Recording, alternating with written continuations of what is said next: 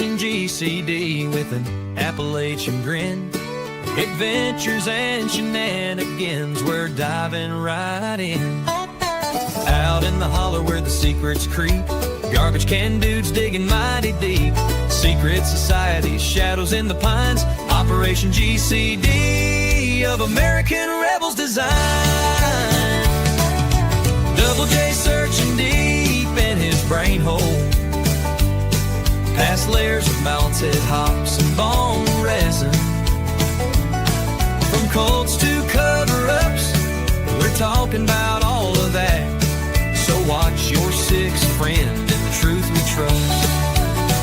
The world's a puzzle, grunge rock ain't what it seems. Ancient alien cargo cults haunt the moon's pale beams. Cincinnati schemers, history's a haze. Double J's on the mic, lighting things ablaze.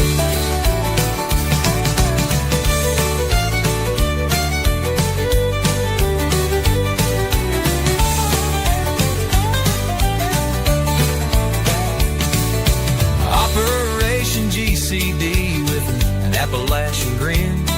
Adventures and shenanigans, we're diving right in. Join us on the journey and enjoy the show. Thanks for joining us to get a little GCD. The world's a puzzle, grunge rock ain't what it seems. Ancient alien cargo cults haunt the moon's pale beam. Cincinnati schemers, history's a haze. Double J's on the mic, lighting things ablaze. Hell, the world's a puzzle, grunge rock ain't what it seems. Ancient alien cargo cults haunt the moon's pale beams. Cincinnati schemers, history's a haze. Double J's on the mic, lighting things ablaze.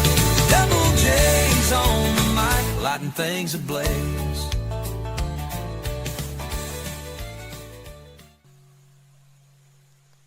Boom! Howdy, folks. Your host, Double J, back here, coming at you live from my studio / RV dining room, located directly inside America. Well, welcome back, folks of the interwebs. Once again, JJ Vance here, host of Operation GCD, and perhaps more notably, not the vice president. No bombs here, folks. Anyhow, I will be your pilot and navigator for tonight's shenanigan-infused journey into the mind of this particular garbage can dude.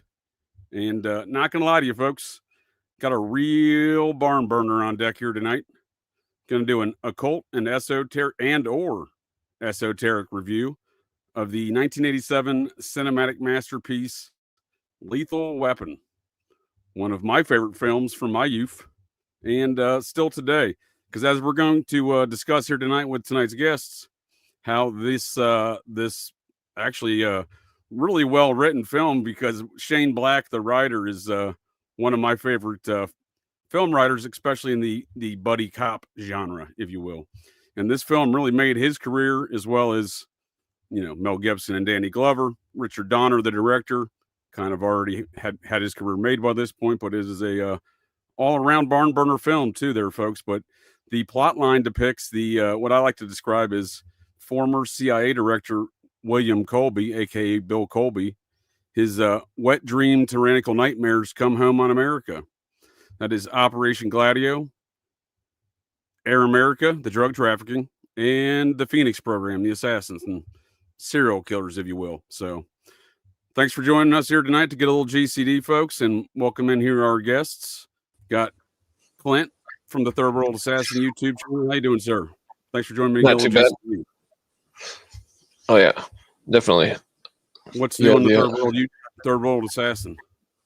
Well, I mean, I guess, lately I've been doing a lot of studies on international control through the Declaration of Interdependence, the Constitution for the new United States of America, because it's not anything to do with our Constitution, nor is the Constitution of or the Declaration of Independence anything to do with the United States of America, and that these internationalists have been running the show since the 50s, and it's it's pretty spooky thing because finding proof of admiralty law in America, proof of National Monetary Fund of the UN, running the whole show on everything about America. It's crazy. I love America, and relative to tonight's tales, you've done a lot of research into Bill Cooper, who most specifically has discussed elements of IranContra in those programs of Bill Colby, and we'll be introducing the IranContra narrative in all of these programs from the IranContra hearings. But before we get to that, welcome our next guest, my favorite Canadian who knows more about America, American politics, American history than most Americans. Troublemaker Jonah, welcome back, sir. Thanks for joining me to get a little GCD. Yeah, I'm just here to enjoy the Donner Party, and I hope I'm not the only fucking person who gets that reference.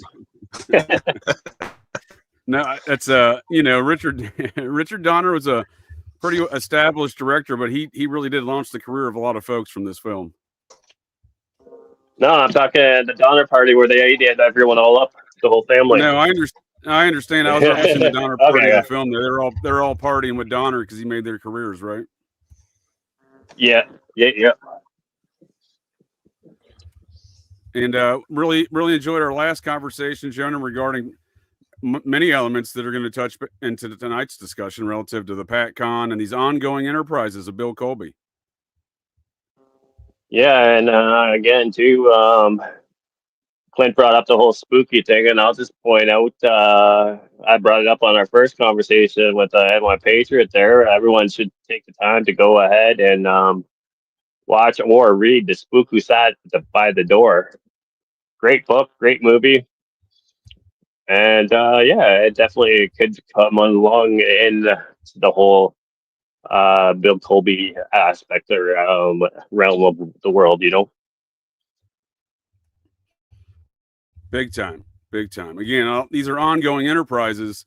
That's how they describe these activities, even in the film. And before we get to any more of that, the last guest we have here tonight, fellow West Virginian like myself, which when he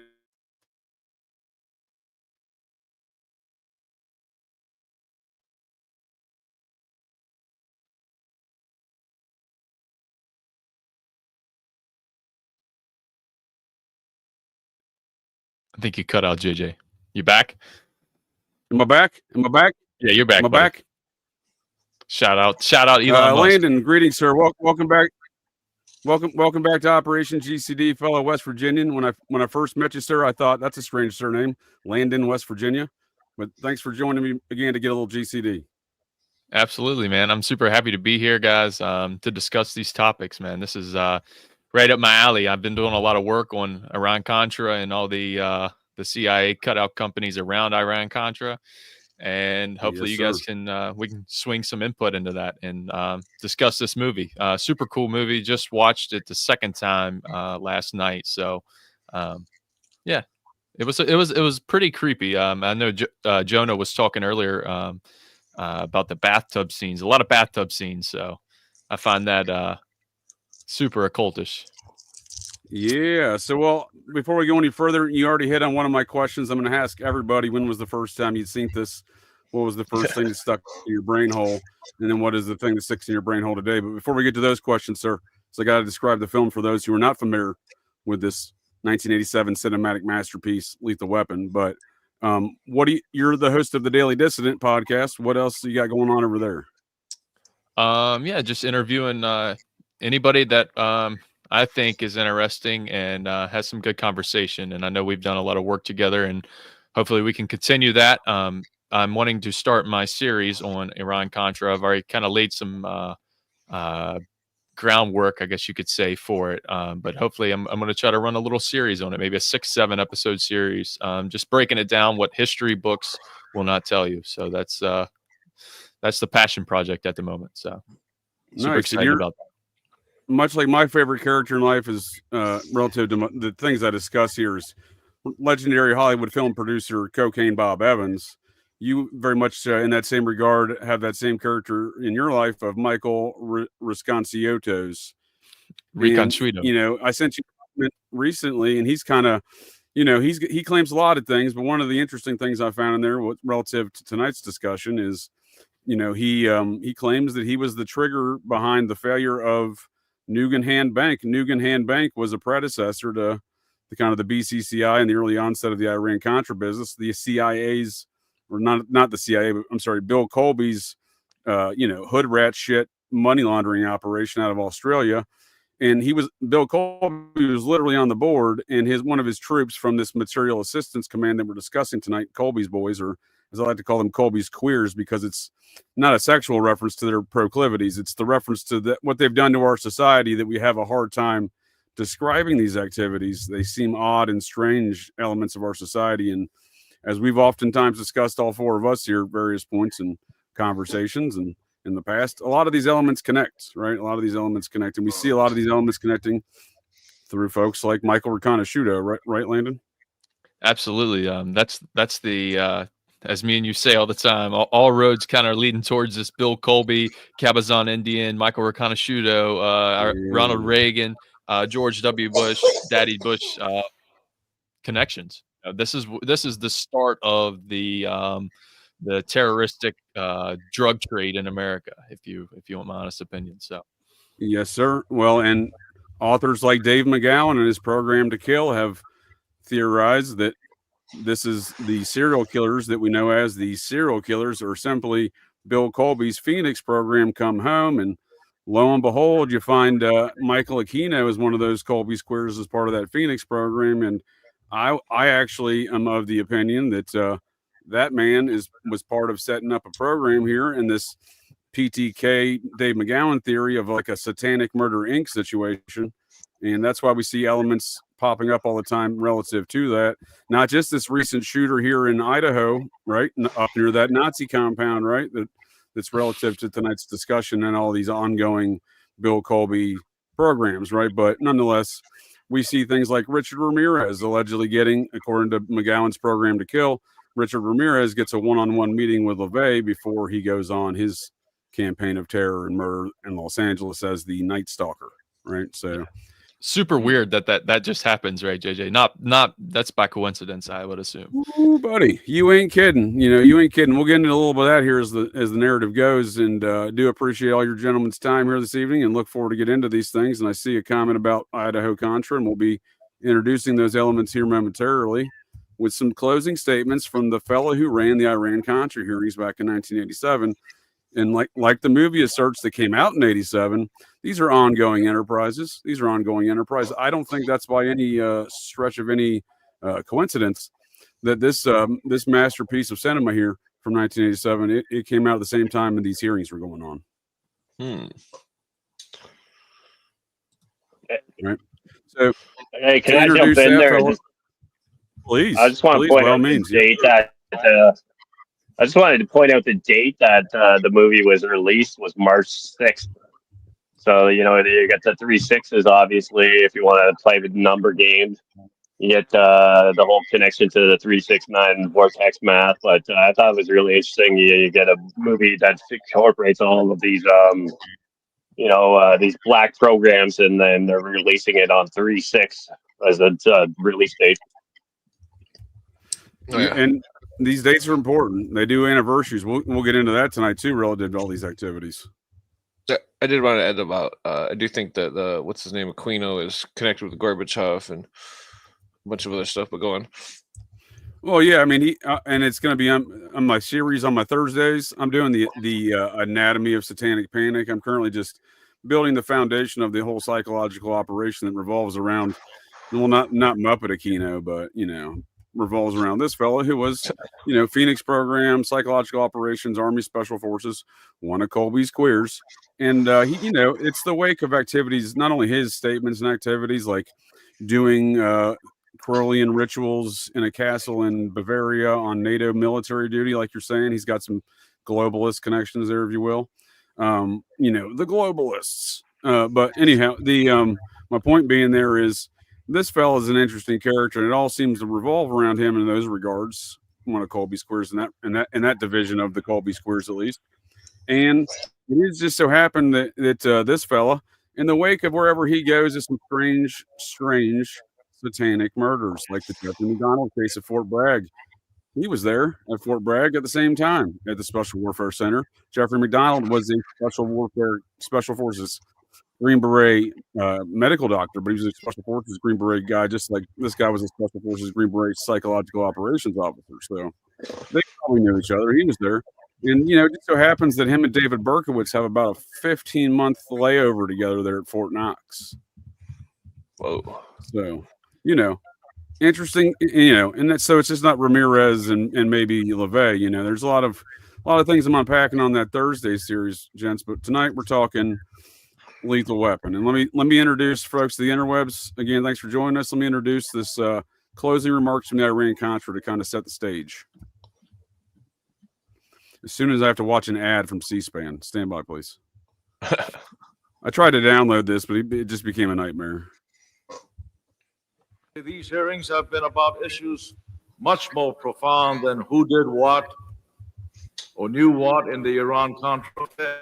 Can y'all hear? Yeah. Well, you want to rewind it like 10 seconds? Different views of the relationship between government and its citizens. Can y'all hear that? 200 years ago. Yeah. One vision was described in the testimony of Admiral Poindexter, Lieutenant Colonel North, General Secord, and Mr. Hakim. That of a secret government directed principally by NSC staffers accountable to not a single elected official, including apparently the president himself. A shadowy government with its own Air Force, its own Navy, its own fundraising mechanism, and the ability to pursue its own ideas of the national interest, free from all checks and balances, and free from the law itself. There you go. Free from all checks and balances, free from the law itself, and run out of the National Security Council, a small team of folks that are unelected and appointed by the president that work in the White House that use elements of various groups like Army Special Forces, like the CIA, et cetera, Navy SEALs too, as well, Yeah. right? Yeah, they all diplomatic immunity. Right. Well, look what happened with Aquino there. So he went around and wrote a book, presumed guilty, and a bunch of other nonsense, trying to spin his satanic panic stuff. When you look at when those law enforcement records finally come out from the Presidio, it don't look good. It's not a good look. Went over him last week on my Thursday show, compared to his own statements, and comparing his own statements over the years versus his, the actual report. So, nonetheless, the idea that these things aren't being shut down, like the Finders cult for matters of national security, like the Franklin situation for matters of national security. So, time and time again, we see the same business, right, fellas? It always leads back to military intelligence, right? Well, don't forget when you're talking about Franklin, right? What's that, Joe? Don't forget when you're talking about the Franklin, there's two Franklin scandals, right? Because there's the Franklin Boys Town shit, and then there's also the Franklin National Bank with Michelle Sedona. Yeah, well, now you're talking cocaine, Bob, sir. That's my language. So Michele Sedona, part of the P2 Vatican Bank, Franklin National Bank scandal, yes, sir, the out of Long Island. That was all wrapped up with Charles Bluedhorn. That was Cocaine Bob's boss in the Gulf and Western industries. And that's actually depicted in the film Godfather 3. So I think that might be something we'll have to do in the future. But Michael Corleone's activity in Godfather 3 relative to the Vatican and the banking stuff, yeah, that was all stuff Charles Bluedhorn had done. Oh, yeah. And it's kind of funny, too, because we had this conversation in private, but I mean, it kind of seems that Roy DeMeo did that with Nino Gaggi. But that's neither here nor there.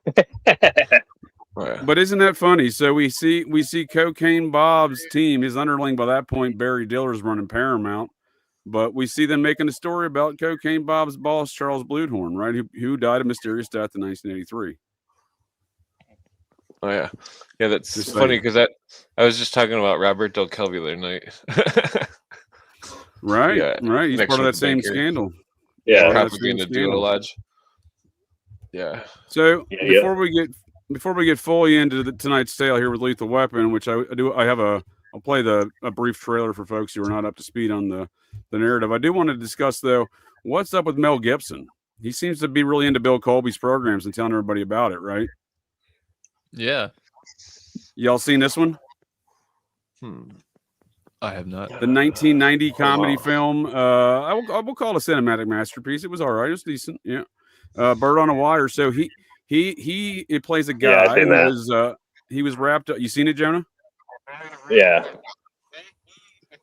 I think we're getting a little feedback. I think on your end, Jonah. Maybe. Oh no! Let me try to take it. Was that Clint? Maybe it was Clint. Clint, one of you. Yeah, fellas. I was going to post your video on my YouTube and on I was about to say one of y'all. I'm getting hearing doubles, and I was like, I don't think that's myself in my brain hole. But this one, I highly recommend this one. Have you seen it, Landon? I have not. Clint? Wait, see, I've seen pretty much every movie that exists. That's what I thought. I wasn't going to ask you, but I didn't want you to feel left out. So this one I thought was really interesting because he gets wrapped up in the drug smuggling operations of Nicaragua during the Iran-Contra stuff. His character is wrapped up as one of the drug smugglers, and he's being basically held hostage by 2 DEA agents that are crooked. And then he testifies against them. They kill his friend, and then he goes into witness protection. And then later, this blonde lady, Goldie Hawn, here finds her old pal and then outs him, and then suddenly everyone's trying to kill both of them because now the ongoing enterprise from 15 years prior, right, that he testified against the crooked DEA agents, that ongoing enterprise is now after him with more crooked DEA agents.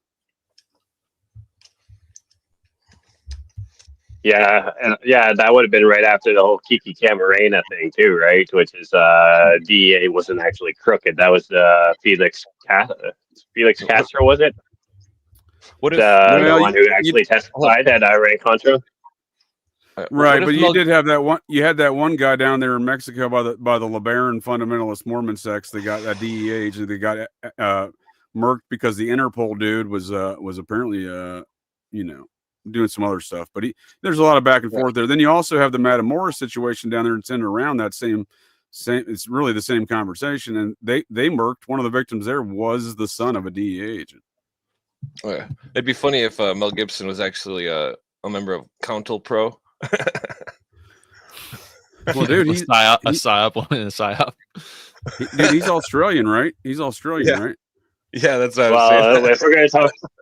If we're gonna talk about Australia, let's not forget Nicole Kidman. She's hot as shit. I did their personal security for her trailer right after her marriage to Keith Urban. But let's not forget her dad ran fucking MK Ultra in Australia. Whoa, Mick Ultra. So we have that was Kidman's dad that ran that.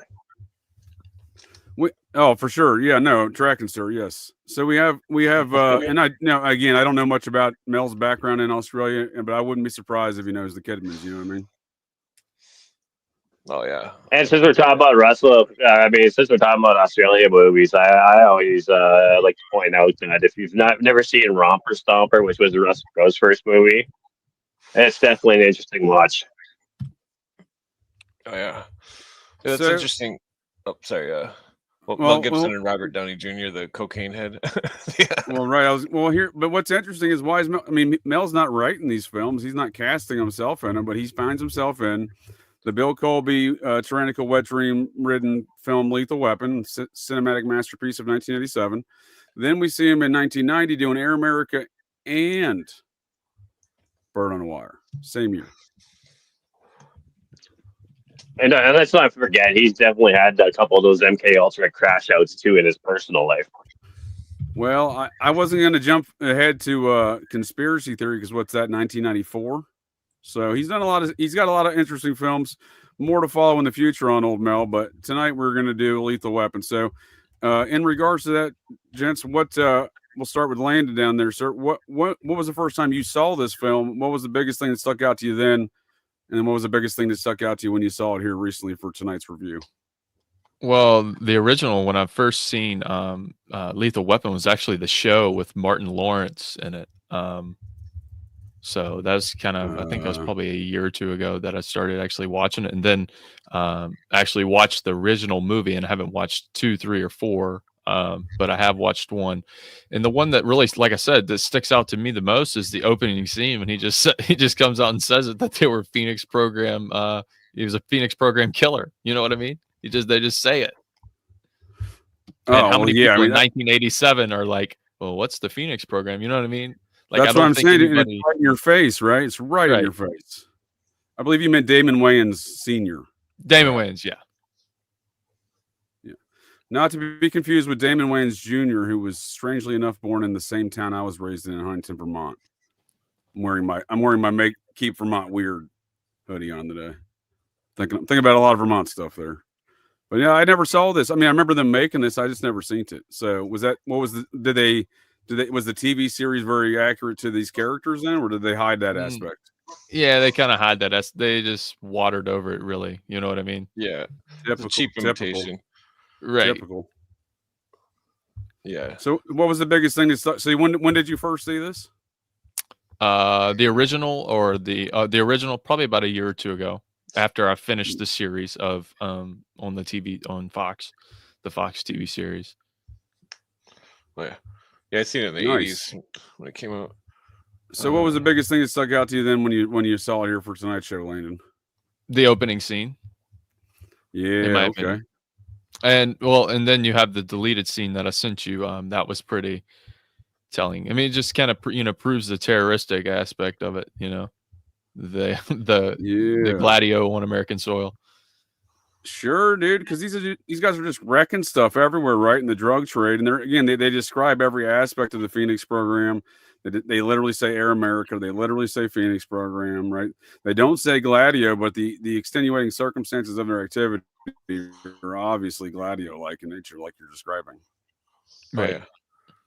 Yeah. What happened in the beginning of the movie? When I lived in the hood like 25 years ago or 24 years ago, there was rumors of people that were drug dealers putting battery acid in their drugs to kill people, and that in the movie the chick, before she jumps out of the window, she takes some kind of drugs, and that the coroner reported in the movie, they said she would have been dead in 5 minutes anyways, because all the drugs she took were laced with something or other. But it's Drano, dude. They gave her basically a hot shot, right? Yeah, she was taking benzos, but where the fuck do you get benzos in the 80s? What the fuck? And if anyone knows where she got the benzos in the 80s, tell me where I find them in 2025. They might have been didn't they have lewds back then, or was that was like Quaaludes? 70s? No, those were outlawed. That would have been like the 70s too. That would have been like 1970s too, but by then, right? They kind of had the Gladadio in place, and they had the banks, the Nazi connections with Klaus Barbie through fucking Bolivia, where I mean, depending on who you talk to, cocaine was like $1,500 a gram in the early 70s, and then Klaus Barbie started funding because and Pope Francis was allegedly involved in this too, the Argentine dirty war, right? And that's kind of when they just started funding, because Barbie was in Argentina, but then he was the one who was funding the dirty war in Argentina. And that's how they ended up bringing down such the price on all the cocaine, because he was again growing in Bolivia and then moving into Medellin, to Cartagena, those guys. So sure. That's kind of lot of factors, a lot of factors in and outs, and these are you're identifying a lot of the things that are often used as the excuse for these Colbys and his queers is the reason, like Richard Seacourt and Oliver North, all these characters. Because they all get starts, Colby was an OSS guy, and they all get starts under this umbrella of national security, which stems from Colby setting up all these programs. Like I said, Gladadio, right? Phoenix program. Gladadio, he wasn't really involved in the start of that, though, right? That was Hallowell, allegedly, right? he made his bones over there, setting up Gladadio networks over there in Italy. Yeah. Italy, yeah, I was going to say, and in Italy. No, but that was before him though, Hallowell and Misner. But he was there. He was there to start, but they'd already had that up and running. Right, but he was definitely but involved I'm saying early it on. seems like, and you can correct me if I'm wrong there, John, because you know a lot of these. Again, I respect you as a Canadian knowing more than Americans do about all these topics. So it seems like Colby though made his bones right. They were like, this guy's good. We're going to use him for something else, right? Is that kind of how you took his? Well, let's not forget he was a Jedburgh, right? So do you guys know about the Jedburghs? No, but No. let's if you go ahead, if you don't mind telling us about it, then I'm not familiar with that. So Jedburgh was the OSS. So what they did is see, everyone thinks like D-Day, whatever, it just happened, but D-Day happened, and then they fucking had like 3 months of war in France, across Brittany and Normandy, and then once Patton did his quick run down to Brittany, he fucking just took over there. But they had set up Jedburgh, which was 3-man teams. It was a radio operator. It was either an American or a British officer with a French, Belgium, or there was a third country. So they had 3-man teams that they went in behind, and they did all the fucking guerrilla training that were fighting at the Panzers while the Allied forces tanks were rolling into France. And he dropped into France behind enemy lines, and that's where he made his bones. And then after the France operation was done, he went up to fucking Norway. He was running that Jedburghs behind Norway when the Germany still had Norway there. And then from there, his first mission before he went to Rome, he was sent to Norway first. They're called the OSOs once they set up the Central Intelligence Group. So he went up there. He was in Norway, then Stockholm, then he went down to Sweden. This is all in his autobiography too. I appreciate the background. No, that's good stuff. So what you're emphasizing is my point here, sir, is that he was then the man that was spreading these Gladadio operations, like you're saying he did even in the Norse country. So here we see him in Denmark from his autobiography, right?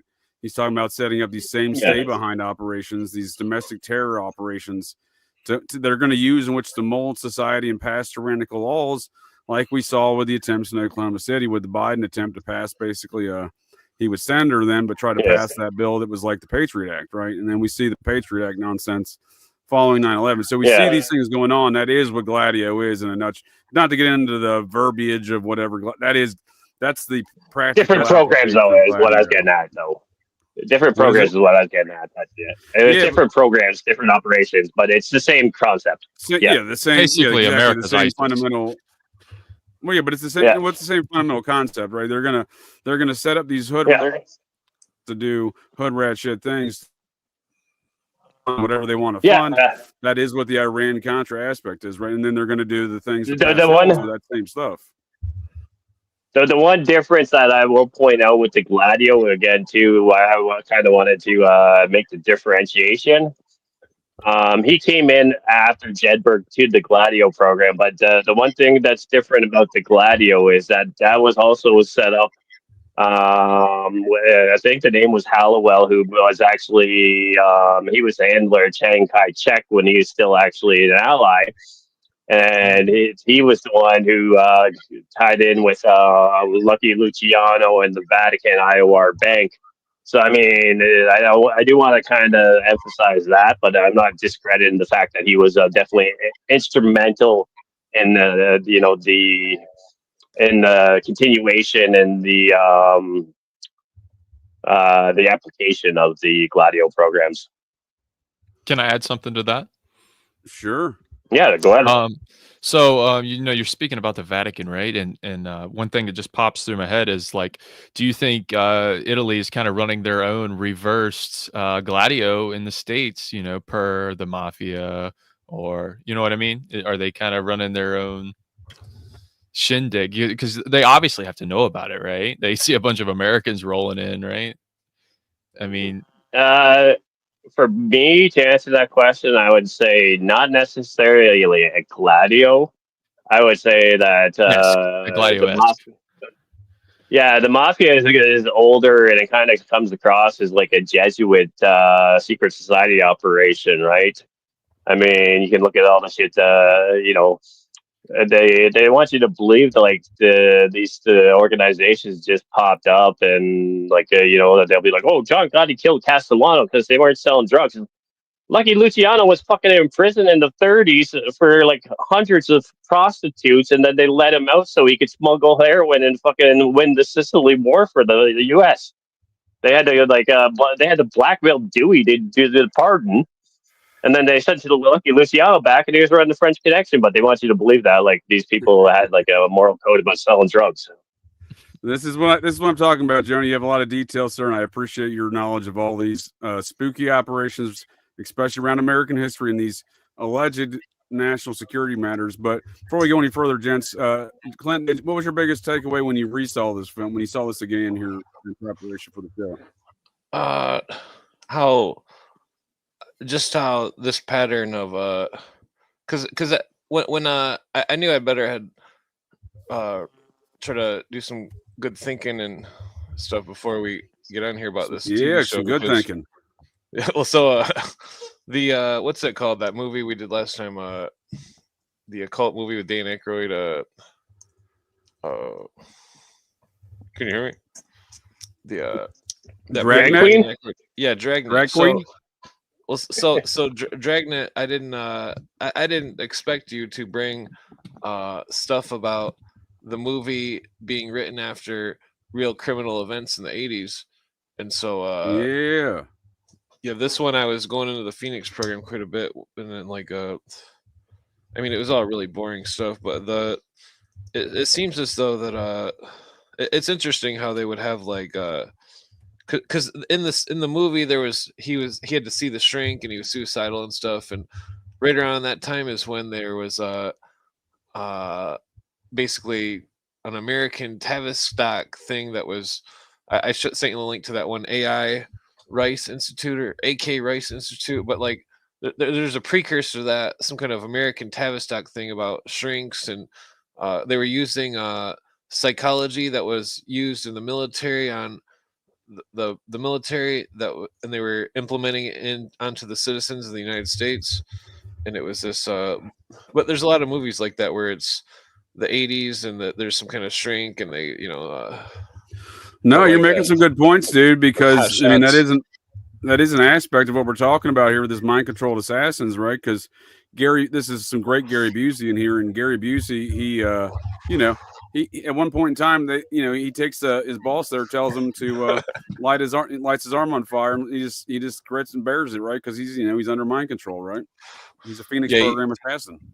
Yeah, he has to do what he's ordered. Well, it's not even what he's ordered. He's a mind controlled assassin. He has the same tattoo as Mel Gibson, right? As we learned, right? Yeah. These people. So like, there's a constitutional researcher named Carl Miller. He was a member of Apache troop. I got his patch right here. You can't really see it, but he was a helicopter pilot. His real name wasn't Carl Miller. He died like 2019, I think it was. But he tells a story of being in Laos, and that there was a helicopter he was trailing, and that there was white stuff coming out of the helicopter, and they demanded that they land the helicopter immediately under threat of gunfire, and that he said that the two guys that were in it were CIA agents, and then they just straight up told them, you can either walk through Laos and we're going to take all your weapons, or we can arrest you.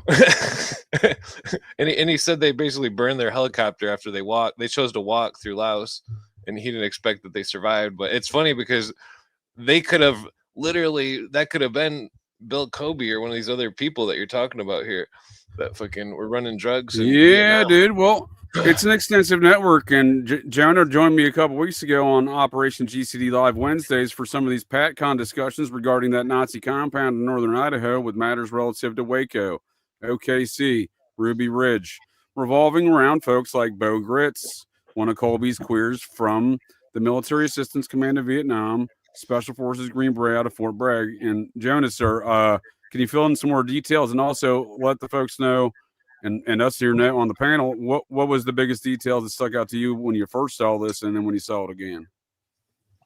Can you hear me? Because I switched the headphones here, so I get feedback on my other mic. I switched headphones. I don't know if this one's any better.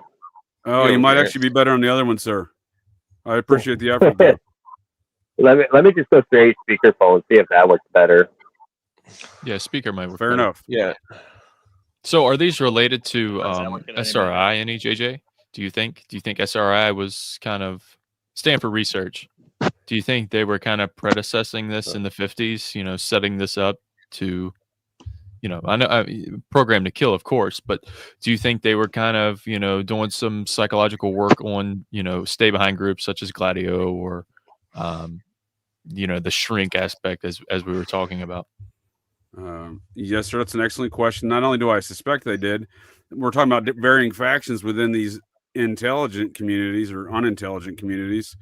Varying factions, right? So they all want to set up their own programs, do their own thing. MK Ultra was only one program. The Air Force had a different program, and it didn't call it MK Ultra. Yeah, subdivision or was it subdivisions or sub projects? No. That's it. No, again, so you're talking MK Ultra. I'm talking about Air Force had an entirely separate program, unrelated and different name. Same stuff though. They all want to get their hands in the same mix, right? They all want to do the same shit. I mean, they're like, we got to beat them at their own game, right? We have 17 unintelligence agencies that do these same activities, right? Yeah, Right. MK Naomi. And they can't share information in between each other. You know what I mean? Because it's classified, right? You know, CIA can't share information with FBI. FBI can't share certain information with CIA. Well, Landon, what do you expect? These are matters of national security. Why could they share these things, right? That's always the excuse, right? Yeah, they're not on the same team or anything, you know. You can't if they have a compartmentalized cell system, just like the Soviet KGB, because I believe they did make the KGB, and that the I mean, it's complicated, but basically the same network that you find. Well, real quick, the same network you find in the intelligence stuff with these cell systems is the same network that's going on with these secret societies and stuff. And I'm not disputing that, Clint. What I'm saying is that is probably an excellent generalized operational analysis of how these unintelligent agencies work. But relative to tonight's tale and these discussions of Bill Colby and his queers and the programs he brought home, Gladio, Air America, Phoenix program, serial killers, right? These matters, as you heard from the congressional hearings, these are being run out of the National Security Council, right? So but I just want to point out too. First, is my mic better? I don't know what's going on with my. Well, let's just point out though too, when we're talking about all these different unintelligence agencies, as you're calling them, at the end of the day, we had that a little event in 2001, right? And then Bill Colby's queers, as you want to call them, they were able to bring home the Phoenix program as Department of Homeland Security, and they kind of integrated most of the intelligence agencies under that same program. But, there's still some internal fighting, it appears, from the outside at least. You bring up some excellent points, and I concur in all regards, because these are ongoing, as the film points out, back in '87 when that hearing was going on and this film was rolling out there in the theaters around America, that the film Lethal Weapon, that is, they're describing it's an ongoing enterprise, and we now can look back today and say, well, yeah, it's not only was an ongoing enterprise then, it's an ongoing enterprise today, and they roll it up in different forms and fashions. And they package it always under matters of national security. And anytime they go in front of Congress, or anytime they say it's sources and methods, that just means blackmail, kitty porn. Speaking of which, you see that. Actually, I guess I shouldn't use that word because we're on YouTube. But you see that good old T. Diddler got not guilty on almost all charges, other than the White Slave Act. Well, I'm glad you mentioned that, sir, because we're talking about IranContra stuff with that clip from Congress and the hearings, and I call this stuff around the Idaho 4 murders and P. Diddy and Sam Bankman-Fried, who are cellmates, who have the same attorneys in the same court in New York, Bankman-Fried and Diddy. SBF plays a big part in that. Oh well, dude, he's the money laundering operation. He's the they money. had in there. That's where Yeah, so, that's where my research came across. Following the money. yeah. Well, So he's we see not the really same the elements money. here, though, with what I call Idaho Contra. We see Diddy visiting Idaho right before he gets popped. But let's be honest, Sam Bankman-Fried isn't the money. He's the one who makes it all disappear. That it's better to make money disappear by just dissolving the banks, just like they did last year with the not just the Sam Bankman-Fried, but they also did it with the Silicon Valley Bank. So every time they run these operations, they pilfer as much money as they can. Again, the Franklin National scandal, the CBBI or BCCI. Sorry, I'm thinking of the movie. And it goes all the way back to JP Morgan in 1907. They do the same fucking shit, but no one actually wants to worry about it because they're too worried about whether or not Donald Trump said Elon Musk needs to go back to Africa. Okay.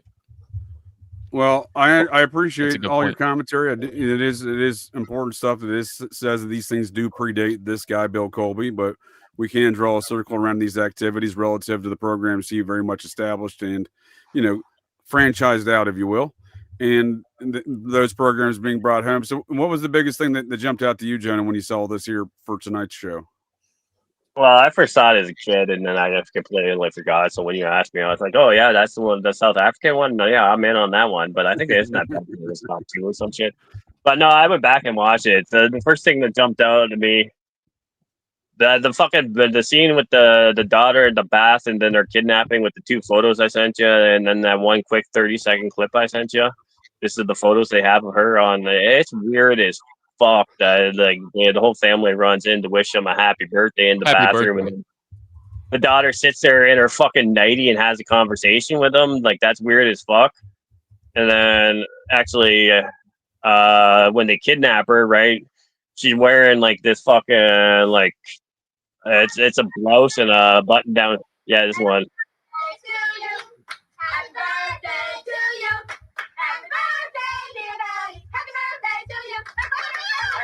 It's definitely a creepy scene, right? Yeah. But then once I saw this, then I started paying attention to the whole fucking kidnap shit. Now, I don't know if you noticed this. I sent it to you. I just did screen grabs, right? Is that so she's wearing, like, when they kidnap her, they have her in like a fucking jean skirt with a just a button down blouse with a fucking sweater over top. But then once they take them back and they have them like tied up doing the Phoenix program torture to the 3 of them, right? All of a sudden she's got like this silk fucking nightie on underneath, and I'm like, what? This bitch was wearing this under a fucking button down blouse? Like, I've been with a few girls in my life, and that's not what you wear under there, right? I mean, it's just really fucking odd. Yeah, in the movie, Gary Busey left a note that said, "Your daughter's real hot naked," and then he also called and said some other sort of provocative thing or something. Yeah, there's this like weird human trafficking sex thing going on there, and then she's fucking, and then she's like all doe-eye over fucking Mel Gibson, and that's just weird as fuck. That's what jumped out at me. And the other thing that jumped out at me too, right, is I don't want to give away too much because I'm sure we're gonna get to the clip, but like, it comes across as a limited fucking hangout to me because like, they're talking about like, oh, like we do 2 shipments a year. They're so big, this, that, and the other thing. But then fucking when they got him all tied up and then fucking he's trying to get away, it's not even a car full of fucking smack. Like, get the fuck out of here. I've been around drugs in my life. A big shipment doesn't fit in a fucking 88 or 88 Caprice, it's a fucking 5-ton. Like, what the fuck are they talking about? That's supposed to be a big, but so it just seems like a limited hangout, or they just expect people not to understand drugs. Right, because they don't really get into the large scale, like the container sized drugs until the South Africans come in at number 2, right? Yeah, like when McAllister, the head guy, rolls the car, and then there's like 20 kilos in the car or something. Like, that's it, like 20 bricks. I'm like, big shipment twice a year. What? Like, what the fuck are you talking about? So are they implying some human trafficking going on too with the whole fucking her lace nightie and fucking, or are they implying some other shit? Because we all know these operations do all that shit. We kind of have that though, right? Because they show us all the cocaine and hookers, right? Yeah. So that I mean, kind of I jumped don't out know of where me. Bob was at. I don't know where Bob was at during the filming this, but there was a lot of cocaine there, so it wasn't too far away. Yeah, Oh, I'm yeah. sure when he was. I'm sure if he was there when they were filming, he's like, "Big shipment. That's a Friday night." Right. So you were describing these two images about the daughter. Since we watched the creepy bathroom scene, which I do concur that was a very odd scene. Yeah, if you look at what she's wearing there, right? And I just screen grabbed these real quick, and then they have her in this fucking like. If you look at the next photo, which is this lace nighty thing, like to me, it doesn't seem like that's something you wear under that. So were they, is that something they put on her? Is that it just seems very odd when you like look at it in chronological order. It's like, yeah, that's just weird. Again, too, before anyone says anything, she's supposed to be a teenager in this movie, but I went out and double checked her age. She's born in 1960, and this was released in '87. You're not the only one there, Jonah. Now, the other thing though too is I did that quick short clip. I don't know if you're going to be able to pull it up, but whatever. Yeah. So it's weird because I can pull it up from here. Which one was it? the either the Tracy Wolf, or if you don't, if you would, like the other one has "Fuck Hollywood." It has the song on there too, but it might get a copyright. So, but it's just a song called "Fuck Hollywood," so I just put it in there for fun. It's the same clip. Right. It's just one's got the audio, one doesn't.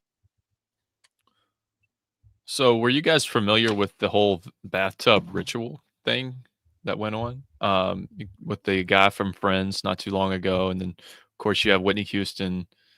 Just kind of weird, what's your take on that, guys? Just the whole the bathtub. It's a good question, right? It's a convenient way to. It's a convenient way to say that someone kind of just overdosed. Danny right? Casolera, right? It's always a bathtub. He had his arms damn near chopped off, but yeah, I see what you're saying as far as it being a water type ritual or something, right? Yeah, the other thing that it kind of jumps at me when you're talking about water, you're talking like, is it something to do with the abyss? All their fucking weird ass religions too. But I'm not saying it does or doesn't. Just with that. Yeah, this like so the that one there. It's just a like 18-second clip or whatever. But these are just the photos that I grabbed from your IMDb, and you'll see in the top corner of the first one, there's only 37 photos on there, and like 6 of them are related to these creepy fucking scenes, including that. Well, not that last one. I don't even know what that last one is. That's just some weird fucking, like, that guy is straight up PDF file. You know what I mean? Just his appearance, but like 5 out of her 37 fucking IMDb photos are like from the weird fucking sex shit that's in this movie, and I'm like. She's got like 60 something movies or some shit. And they got like 37 photos, but 5 of them are weird sex shit from this one. That's something weird about creepy. That is creepy. So, yeah, that just is like again too, and they're like, let's be honest, maybe I'm maybe I'm hypersensitive of this because I do associate with a lot of black people, but I mean it just seems like this is kind of like a dog whistle to like like the whole black community about their families possibly, but at the same time too, is it just a communist fucking thing about families in general? It's a weird fucking thing that went on there. Well, I thought there was I thought there's something weird about how it's about the Phoenix program, right? And the what they used to call Phoenix in old times was a peacock, which is green, and the high school that the girl was the victim at the beginning of the movie. When he gets mailed some items, he opens up a high school yearbook, and the name of the school is Palos Verde, which means green chicken, or peacock. So I wonder. I wasn't sure if it was possibly the writer alluding to the Phoenix program directly in another aspect, or if it's a real. I don't know if it's a real place in California or whatever. No, it's a real spot. It's a real spot. But no, it's a good point because there are those little things we can pick up there on the storyline of And if I may introduce what the Phoenix program is from the narrative of the film, but well, let's first do a clip of the trailer here, if you don't mind. No guns, no jujitsu, just bring him down. Do you really want to jump? Well, then that's fine with me. Come on. Wait, what do you mean? What the hell? He was ready to retire. Now he's going to He's wish too he old had. for this shit. Run! Oh. Raj, meet your new partner. New partner. Too old for this. If these guys can just stand each other, What you got in there? William Smith. A lot of old timers carry those. the bad guys don't stand a chance. Don't play. Now, So I just wanted to share that for the whole buddy cop atmosphere of the film. For anyone not familiar with that, obviously we're concentrating on the conspiracy culture aspects of it, embedded esoterically within the film and some of the occult stuff here. But that was that trailer just reminded me of that I meant to mention. Actually, two things. The fact that wait, yes, he sir, was please do. he's a drug cop who like fucked up, so he got demoted to the homicide division. Like that, that's not a demotion to anyone who's paid attention to fucking police ever, right? The homicide's kind of like the top cop, you know what I mean? Without being in the fucking C-suite, but Well, Right. First of LA, all, sir, though. you just picked up on what I picked up. Well, what was the major factor or salient characteristic that I picked up on upon my review of the film for tonight's review, and that is, in my opinion, Mel Gibson's an agent of an opposing faction within this Colby's Queers network of former Phoenix program folks like that. Let's call him, and Landon's familiar with the reference, let's call him a Chuck Hayes type of character, right? Who was part of the system and is now rebelling against that same network. Right. And you don't know if you can trust him neither, you know. you mean Right, he's a like wild card. You don't know where he stands, right? You don't know what's going on with the guy, and Yep. he's admittedly an assassin from the Phoenix program, right? So you already know that, like, that's your baseline understanding of the character, right? Mel Gibson. Right. I'll jump in on that because I brought up this guy before. I love his book, and I will publish or go ahead and push it again. But again, he just kind of you just hit the nail on it with him, Cody Snodgrass, right? So, Yes, sir. Choosing the Light, OKC, fantastic book. It's polished by Oleg Damagard, but it's a guy who literally talks about he was offered the Oklahoma City contract. And he literally goes in the book and he breaks down a bunch of other shit that happened that were allegedly memorials, right? So, that kind of just lines that. Now, Yeah, and he's of the same network we're talking about. I wouldn't be surprised if he knew retired U.S. Air Force Colonel Chuck Hayes, who was part of the same National Security Council enterprise.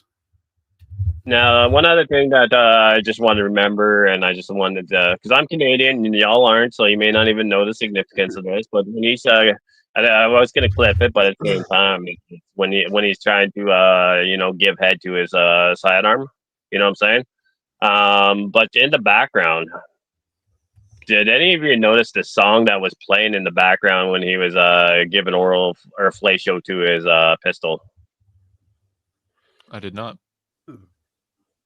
No, that's the beginning of the film too. Like that's like the first 10 minutes, huh? Wait, Yeah. what song is it? It's Alouette, Gentil Alouette. It's a fucking French nursery rhyme, French Canadian nursery rhyme, and it's like, I'm gonna pluck your head, I'm gonna pluck your beak, I'm gonna pluck your eyes. That's literally what the fucking words to that song are, if you know French. Holy I smokes! I sent you the link in the DM or in the X chat where it does the translation. It's a weird fucking song for them to be playing when he's like giving the oral sex to his sidearm. It's a nursery rhyme, you said? How's the rest of it go? I forget. I used to know that song from France. Sounds like a nightmare rhyme. No, I sent JJ the link on X, but it's Alouette, Allouette, and it's if you put Alouette song, it's literally Je te prends la tête, Alouette. It's I know a little bit of French, but not too much. Oh yeah, but that's just a weird fucking song. Like it's so. I'll break it down a little bit further. So an Alouette is actually it's the name of the Montreal Canadian Football League team, but it's also it's just a lark, right? The bird. But yeah, it's a song about fucking killing and dismembering a lark for preparation. Kind of like Project Bluebird, which was a predecessor to MK Ultra, MK Codes. Yeah. So that's a really weird fucking song, and it's Bugs Bunny singing it, and I've tried to look for it. I haven't found the Bugs Bunny. So, like, is this even an episode that occurred, or like, is this a Mandela effect? It's just, it's a really weird fucking thing. But it's a huge. If you're Canadian, you know it. Even I definitely recall that nursery rhyme from from the old Tale by the Sea. No, and I'm joking. I know I remember that. It's got a very catchy tune, like Lucy Morningstar said. It's going to be stuck in my head all day long too. That's kind of why I didn't want to psychologically run some psyops on everyone here tonight. But no, that's a great point, dude. That is a great point because that, like Project Bluebird, we're speaking of things that predated Colby and whatnot, but these same kind of fundamental aspects and activities. And Project Bluebird was a predecessor activity of a proto MK Ultra. So was OSS running that? U.S. Army, OSS, all these kind of national security elements, right? But if that's a bird, right? We're talking about these bird references, right? Yeah. So I had a quote that I wanted to read. It was from the U.S. Assistance Programs in Vietnam, pretty sure 1961. It's a conversation on the record between Mr. Luce, and it says, Mr. Reed, how serious do you consider the corruption in the cabinet? ? Mr. Luce, I don't have specific figures. I know that within the police force, which comes under the Ministry of the Interior, it's very, very deep. Within the National Assembly, particularly in the pro-government National Assemblymen, particularly in terms of smuggling of heroin, drugs, gold, this kind of thing within the cabinet itself, I don't have specific documents on individuals. And it says, Mr. Rem, it says, are you familiar with the Phoenix program? ! And then he replies, yes. So he's talking about smuggling all these drugs and gold and shit, and then he's just like, are you familiar with Phoenix? When he's talking about corruption in the cabinet, it's pretty Sure. So it's like a veiled threat. You're saying, like, hey, you're talking about all these Air America Colby operations. Are you familiar with the other Colby operation of Phoenix program? Is this the one you're reading about right here? No, that one's different. That one's Clint, I can't. You're coming in broken, unreadable, bud. No, that one's not the same one. That one's a different one. This is my phone. I can hold it up. Well, no worries. Screen bigger. No worries. This is a good one. No, we're good, bud. We're good. So this is a good one you got right here. We see E. Howard Hunt, Watergate burglar, working for the Mormons during the Nixon thing, right? We see that we see that the Phoenix program is accounting, led by William Colby, is accounted for murdering somewhere between, they claim 20, the South Vietnamese claim 40. So we'll call it, this is a low number. We'll call it 32. So we see this out of Mel Gibson's character, right? So let me introduce this. You don't have to take my word for it. Let's take Mel Gibson's word for it. So trust you. Thanks anyway.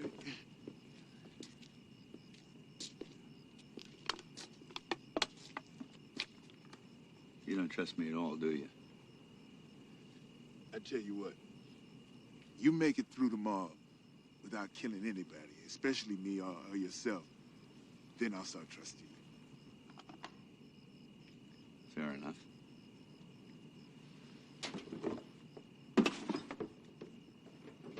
I do it real good, you know. Do what? When I was 19, I did a guy in Laos from 1,000 yards out. A rifle shot in high wind. Maybe 8 or even 10 guys in the world could have made that shot.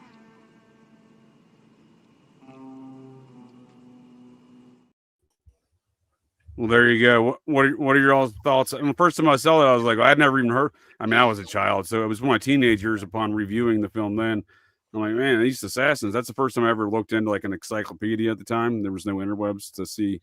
Oh shit, Phoenix program. Oh yeah. Well, they used to use some of the rifles, some of the lower range ones. They had a 7mm Vietnamese or American rifle for Vietnam military, or the and that the for the Vietnam War. I mean, and that I thought it was weird the rifle that he used in the movie. It was it seemed like a very low caliber, but what did he say? 1,000 yards. That's quite a shot. I would assume he had like at least a 308 or something.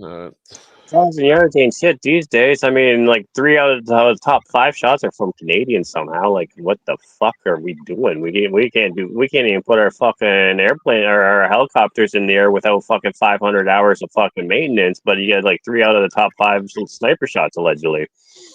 So that's an interesting little side note. Well, you And have it's a less about the 17-year-old. caliber. It's less about the caliber and more about the powder. And what do you got, Landon? Go ahead, sir. I was gonna say you had a 17-year-old last July around this time try to allegedly take off the ear of the president. Well, I don't know how far you want to believe into that, but I enjoy your your liberal use of the term allegedly, because I would say that as well, sir. Don't worry. Cash Patel and Dan Bongino have told you that he worked alone and there's nothing to look into. The case is fucking closed. Oh yeah, and I got their facts earlier too. JFK Jr. is still alive, so we're all saved. We're all saved, guys. It's good, wonderful journeys. Trust the plan. So speaking of trusting plans, let's listen to this ongoing enterprise of plans from Bill Colby, as described in the plot lines of the 1987 cinematic masterpiece, Lethal Weapon. You want to tell me about it? Tell you about what? Don't bullshit me. Your daughter wasn't killed because of something she was into. She was killed because of something you're into. Stop me if I'm wrong. Roger, I don't know what the hell you're talking about. Hey, Mike, keep your hands away from your pocket, okay? Take it easy, man. Fuck easy.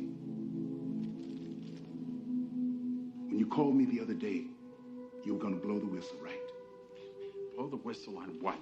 You were going to spill your guts so they kill your daughter. Tell me if I'm wrong. Hey, talk to me. They killed your daughter.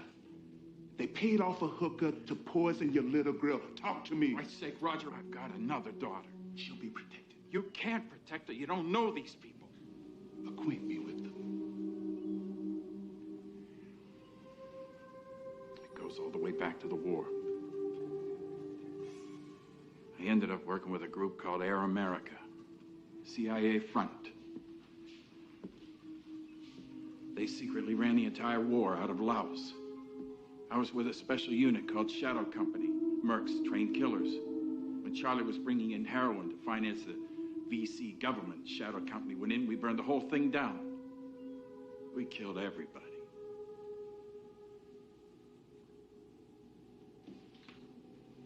We also... So there it is, right there, fellas. What are your thoughts? That's crazy. I had a quote that kind of has to do with the subject. I'll try to sum it up real quick. Knock her out, bud. Knock her out. Sorry, it was the quote on my phone, actually. I'll just read it real quick. Phone quotes, dude. Holy phone quotes. What do you got, bud?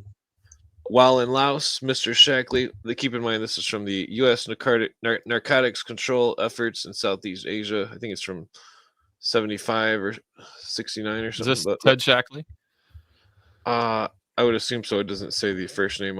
While in Laos, Mr. Shackley was involved in intelligence collection activities designed to provide information in North Vietnamese plans, intentions, and capabilities. He also supervised the collection of intelligence that could lead to be used by instrumentalities of the Lao, Thai, and the United States government to interdict opium and heroin trafficking.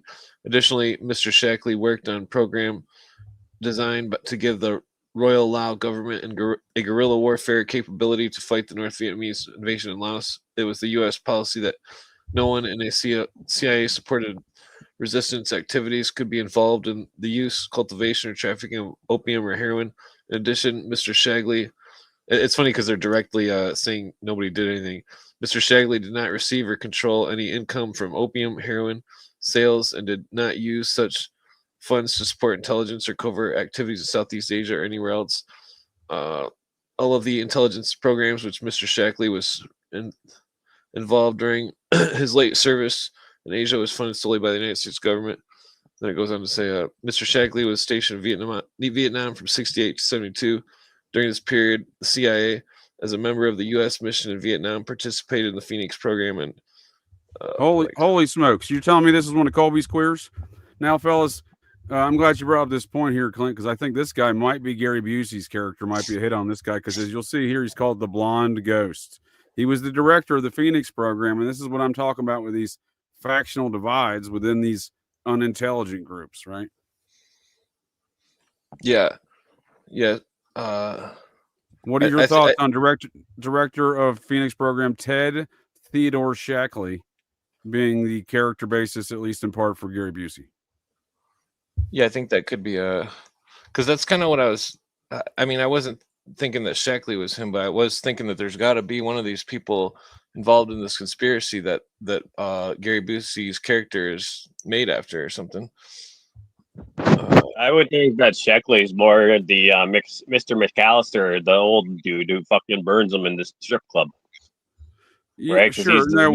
No, that's a good point. What I'm getting at is probably an amalgamation of these character elements within that faction, right? So you see that your big boss man elements of Ted Theodore Shackley within the big boss man there, but then you also see the blonde ghost aspect. Again, he was known as the blonde ghost. I mean, what are we talking about here? That albino looking Gary Busey in the film, that's a blonde ghost, guys, if you ask me. Right. Well, I want to add one thing to Shackley.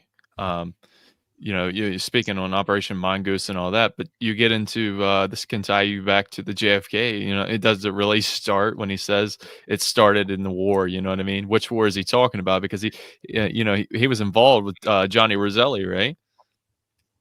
You mean to tell me the whole Bay of Pigs thing, huh? It always goes back to that, doesn't it? Well, let's go back to like Project Gladadio was started in World War II, but I think the reference that he was making in the movie, he's saying it goes back to Vietnam because he was in Vietnam. That the banker there was in Vietnam with Murtaugh, Danny Glover's character. But one thing I will point out too, when I went back and this fucking cocksucker, Bill Colby, wrote a book, an autobiography. Son of a bitch, Bill Colby and his queers. he called the book Honorable Men. That's his autobiography, Honorable Men. Anyways, it's really interesting when he talks about... Sir, if I may, one man's hero is another man's terrorist, but please continue. But in the book, he talks about how in 1972 there was the Geneva Convention of Laos, which is kind of interesting because they also had the Geneva Convention on weather weapons at the same time. But there was or it might have been six. No, I think it was. Anyways. They had a Geneva Convention on Laos where like 15 nations all were fucking in there running Phoenix style programs. Chinese, Russians, Americans, North Vietnamese, everyone pulled out but the North Vietnamese. So then the US by way of the president was and with the accommodation of the Russians, they were still holy fuck. They're still running operations. Down. No, that was a big ass thunder there. If I may, Jonah, yep. You're making some excellent points. I just want to interject, if I may. What you're describing is look how Bill Colby did the Gladadio franchising in other nations, right? Well, I would presume they did the Gladadio or the Phoenix program franchising in the same regard. Yeah, most definitely. I mean. If you go back to the Gladadio and the start of it, right? That's how they got all the cash for the black books, the black ops, right? With the Italian mafia, they're bringing in the heroin and bringing it to Harlem and all these black neighborhoods, Washington D.C., and selling that off, and that's how they're funding the black operations. So you're going back to 47. Yeah. Yep. Well, let's go. Well, go ahead, Clint. What do you got, bud? Okay, so I turned my screen off because it was messing with my mic. But so I got from Foreign Assistance and Related Programs, page 708, and I'll try to skim through it. Can you send me a clip of that and we'll put it on the screen? We'll go through it here.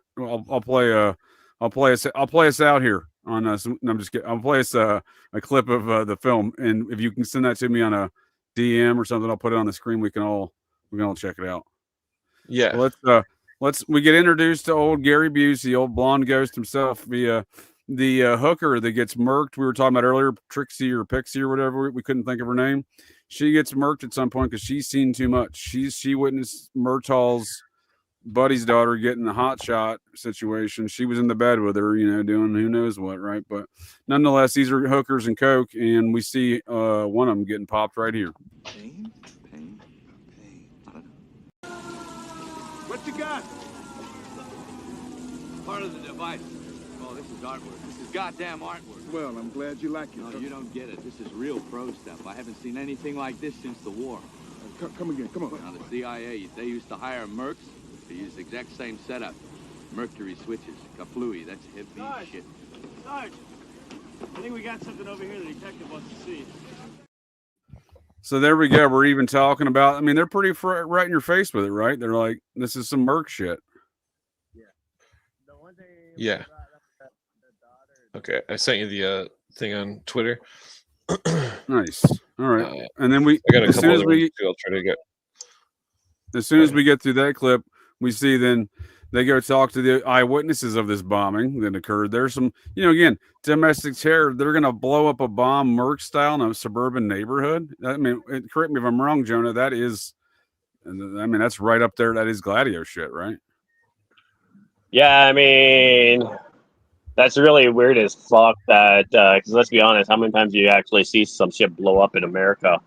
But real quick, I just want to throw in there too another fucking creepy fucking Hollywood bullshit that when he gets the fucking Manila envelope at home, Manila, Philippines. I'm just throwing that in because might as well throw that in too because Colby was stationed there, I believe. But anyways, right? So he gets that fucking envelope, and then it's the daughter's, his buddy's daughter's lesbian sex tape, and he pops it in the fucking VHS at home with his wife and kids. That's kind of weird to me. Oh yeah. Well, I'm glad you brought up that point because the one thing I caught in that same scene you're describing is typical LAPD detective move: bring the evidence of the case home and put it on your kitchen table. Go ahead, sir. All right. So what I noticed, the first line in the beginning of the second paragraph, the second paragraph, and then the first sentence of the first paragraph, you'll see it says the U.S. government knows who is trafficking in drugs in Southeast Asia, but does not act. And then it says Senator Proxmire. Then you say, quote, Ambassador Godley did his best to prevent the assignment of U.S. Bureau of Narcotics agents to Laos. And so this is called aiding and abetting. If somebody's helping people who are traffickers not get caught by this Ambassador Godley preventing, and then so if the U.S. government knows who's trafficking but doesn't stop them, it's because it's their own international fucking military force doing it. They know about it. Well, Clint, if I may, sir, that's why I played the clip at the beginning of it, because everyone knew about it. There's congressional hearings, there's video tapes, there's clips of it, and it continues on today in an ongoing enterprise, despite Senator Inouye's statements about the secret army. We see the secret army in the film. We see the secret army today. These things are ongoing. Oh yeah. Well, it reminds me of this. Well, real quick, that I was reading congressional records the other night, and it was talking about there was a senator accusing United Nations ambassadors of using their diplomatic immunity to smuggle drugs in the country, and that I think that these programs are under the IMF fund, and that they also receive a diplomatic immunity, and that I think that these people never see jail time or anything ever. Well, I mean that is the case, sir. Yes, and let's see what Gary Busey has to say about it. I love the Busey. No other man on earth is as awesome as Gary. You're right. Gary Busey's garage sale is the only place you can buy a totem pole and a raccoon fur hat for $20. No, you went to the wrong garage sale. That wasn't me. That was Nick Nolte. Surprise! That was for Landon. That was buttered sausage. He's definitely on drugs. not only that, sir, you appreciate a good yard sale like myself, and so does. And I'm going to stop by Nick Nolte's and get myself some of them coon hats and whatnot he's got there. But real quick, I want to jump back to what you're talking about, the ongoing operations, and I just want to point out, please do. A gentleman, you might recognize his last name, Wayne Delano, as in the grandfather of Frank Delano Roosevelt, who was a U.S. ambassador in China, who was an opium smuggler on behalf of fucking the Sassoon family. So when now Clint's talking about it's a UN operation, it goes way before UN existed, because narcotics were not illegal anywhere in the world until 1932, when it was the Rockefellers through the League of Nations which made them illegal, because the Rockefellers then had the patents on the Spanish flu and all their other morphine, which is the heroin. Yeah. Well, the world government conspiracy that I speak of does lead to the Rockefellers. But I'm talking Wayne Delano in the 1800s. So these same families are running the USA today, have been running drugs before any of the League of Nations, before the United Nations. They were running all that shit way back in the day. You're not wrong. You're not wrong, sir. And if we may just take a moment on a quick intermission on that note with the note you all are describing.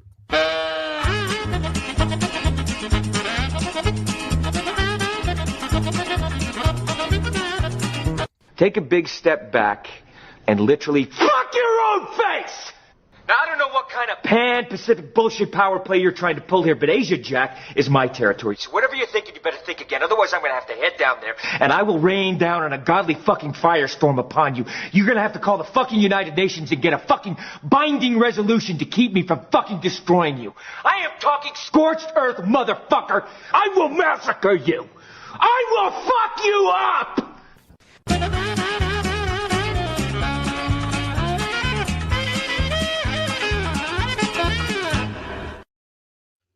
That was William Colby. That was William Colby's actual recording from William Colby. It's Tom Cruise. Obviously, that was Tom Cruise from Tropic Thunder. But I do think that was whenever I think of Bill Colby and these drug trafficking operations, I think of that conversation. I'm pretty sure Bill made a call like that or two down to Southeast Asia. Never go full retard.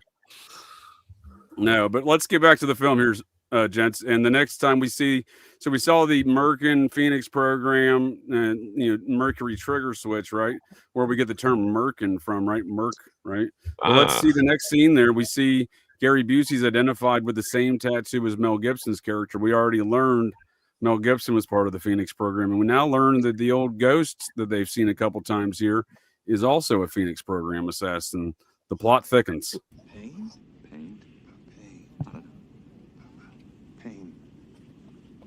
Painted. Painted. Tattoo. Tattoo? Like Popeye. Like Popeye. A tattoo like Popeye. Oh, not like Popeye. It was that. Like that? Exactly like that? Mm-hmm. I saw it good. This is it. I remember. Are you sure? It had a knife even.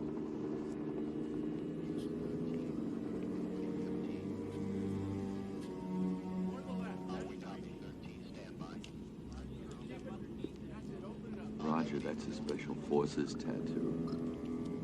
Really? Yeah. A Special Forces tattoo. Mercury switches. What the hell have we gotten into here? Yeah. Here. I wonder if there's no... Now, how many times do you think that conversations occur between local law enforcement at many Gladadio events, not only here in America, but abroad? More than you would think. As of recently, or in general? I mean, I just feel like they captured an accurate scene. Shane Black did, the writer of the film, captured an accurate scene of, when folks respond to these on these Gladadio style events, when shit's just blowing off Merc style, they're oftentimes confused, like, what are we up against? You know, the point I was getting at, it just seems like ever since Oklahoma City, and the more of the events they run, the faster they are to get in there. They just have their feds, like they'll put Robert Mueller will take head of the CIA or take head of the FBI, and then a week later, 2 buildings come down or 3 buildings come down from 2 planes, and he's just there to be right there to clean up. Bob Mueller, the former FBI director, did that. You mean to tell me the same guy that let Isaac Asimov Jr. off with no jail time when he was U.S. Attorney of the Bay Area? You mean the same guy who was hiding all those Abu Ghraib tapes when the rectal fucking rehydration Ron DeSantis was But check this out, sir. Quick. Isaac Asimov Jr. had the largest child porn stash in American history, and Bob Mueller said, "Nah, you don't need to do any time."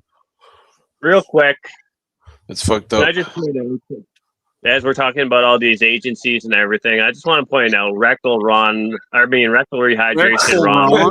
Wait a second here. Who's rectal Ron? We call him Ron Reagan that? I like it. No, rectal rehydration Ron DeSantis. He was at both Abu Ghraib and fucking Guantanamo, and then they were trying to push him in as president. So now he has an alligator swamp. Now he has the swamp. Yeah, that's just a fucking weird alligators. Speaking of which, go ahead. If I may bring this back here, fellas, with Bob Mueller back to the whole Bay of Pigs thing, the operations officer for the CIA in charge of the Bay of Pigs operation, a man by the name of Dick Bissell, real name. He was first cousins once removed with old Bob Mueller. It was his mother's first cousin. And Bob there marries a woman named Cabell, and she's second cousins with the CIA director and 4-star general Charles Cabell that was fired by JFK over the whole Bay of Pigs situation, along with Dick Bissell. They both got fired. And strangely enough, Earl Cabell, Charles Cabell's younger brother, Bob Mueller's wife's cousin, was the mayor of Dallas that day on 11/22/63. A lot of weird shit. Dick Bissell, I think, was the assistant director of the CIA once removed from Colby. So basically, it was Helms got appointed, and Helms was like, "Yeah, your time's coming." That's when they switched him over from all the paramilitary shit to they got him out of paramilitary because that was his entire career. But then they switched him over to the Russia desk, and then 2 years later, whoever was the assistant under Helms had a heart attack. That's when he got the assistant, and then he became the director. And of course, who replaced him as director after he does the church hearings is fucking good old George W. Bush. But let's not forget that. George number 1, right? Yeah, let's not forget that Bill Colby's grandson is Donald Trump's Undersecretary of Defense.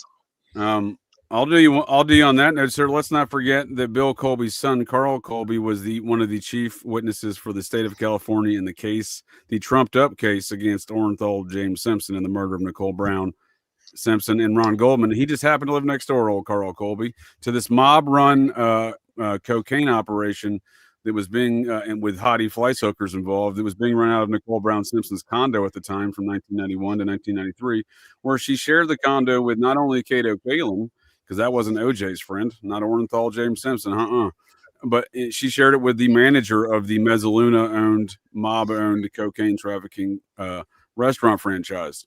So what was Carl Colby doing living next door to that, and why did he testify that OJ did it? You know what I mean? Oh, yeah. Now, we haven't got to the one scene that I want to jump into, but the one at the start where when they bring up the Phoenix program when they're walking through the parking garage. Parking garage, yeah. Yes, I thought the calls are too big. Like I clipped the whole thing or whatever. You got the timestamp? You send it to me. I'll bring it up because I couldn't download it and upload it on the StreamYard, but I can do this. I think it's around the 8-minute mark. AJ. Thank you, sir. We're good to go. I got this coming in hot. Well, that's not it. And maybe. And go.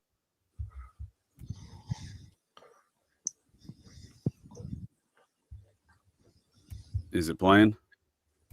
It's Holy loading. technical difficulties. All right. Well, if it doesn't, I got two documents to show you that I sent to you just now. If it doesn't play.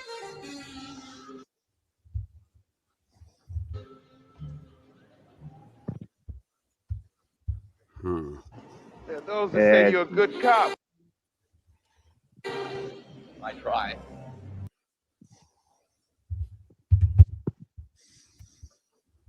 What are your? I'll get that corrected. What are your comments on Twisters? Yeah, I sent you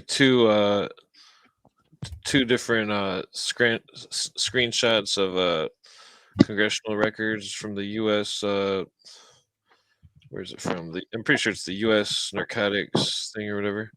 The U.S. narcotics control efforts in Southeast Asia. This one, see, it's showing the names of you can see the names. How could men of such character of reputation as Ambassador Bunker, Berger, Comer, Colby, Sullivan, Godley, Whitehouse, Unger, and Martin, with their knowledge of and resources, have remained uninformed of opium or heroin trafficking by senior American officials. So it's basically, they're all playing innocent, and that there's a whole slew of names here that I believe are involved with this conspiracy. Clint, they have no recollection of their activities. You don't believe them? Well, I believe the official Warren Commission report. Yes, sir. Real quick. I have no recollection, Senator. Isn't that always their statement in the hearings? Real quick, I'll jump in on the name Gottlieb, and I will again point out anyone who hasn't had the opportunity to read the book Poisoner in Chief, the story of Sidney Gottlieb, 100%. I do recommend that for everyone. It goes into quite details about his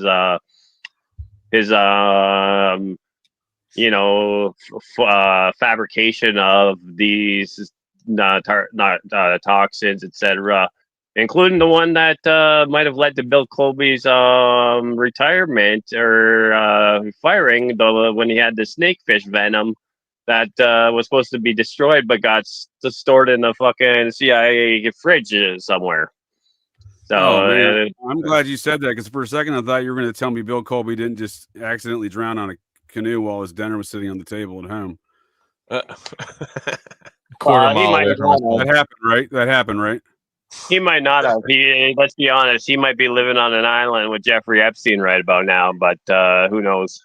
Isn't that the tale of his death? Isn't he like he cooked dinner, put it on the table, and then he's like, I'm gonna go canoe in the Potomac. Canoeing. Fellas. Yeah, he went canoeing, and then he Yeah, died about and a quarter mile away. he had the Nugan hand, right? So when Nugan, or was it? When Nugan killed himself, the shotgun was in the passenger seat, and the cops were like, yeah, that makes zero sense, but it's a suicide.